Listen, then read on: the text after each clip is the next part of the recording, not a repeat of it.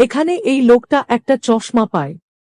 সেটা চোখে দিলে সে অন্যদের ভাগ্যের রূপ খাবারের আকারে দেখতে পায়, আর সে সেটা খেয়েও নিতে পারে।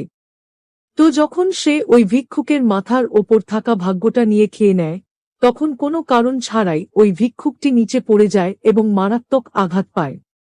তখনই সে বুঝতে পারে যে সে যদি অন্যদের ভালো ভাগ্যটা খেয়ে নেয় তবে তারা দুর্ভাগা হয়ে যায়।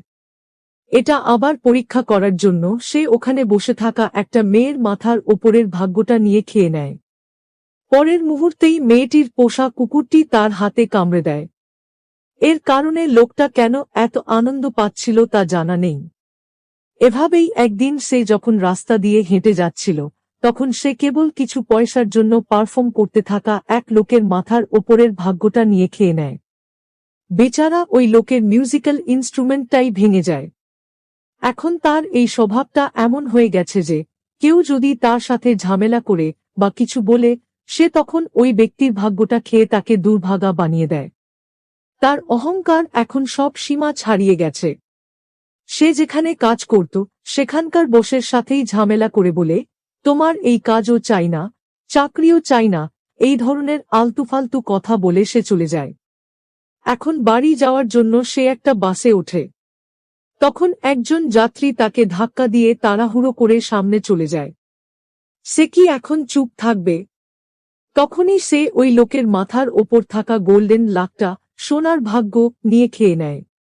তখনই সে লক্ষ্য করে যে বাসে থাকা বাকি সবাই খুব দুর্ভাগা মানুষ, অর্থাৎ তাদের সবার ভাগ্য সে আগে থেকেই খেয়ে রেখেছিল বলে তারা এখন দুর্ভাগা।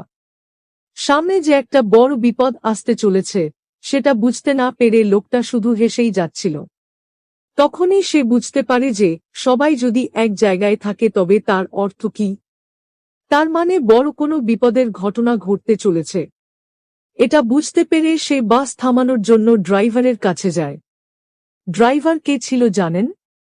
ওই যে সেদিন রাস্তায় যে লোকটা গান গাচ্ছিল, সেই ছিল এই বাসের ড্রাইভার।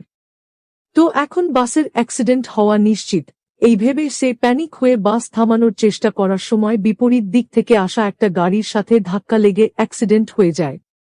এর কারণে লোকটার নিজের জীবনও চলে যায় এবং তার সাথে সাথে সে যে অন্যদের ভাগ্য খেয়েছিল সেগুলো আবার তাদের কাছেই ফিরে যায়।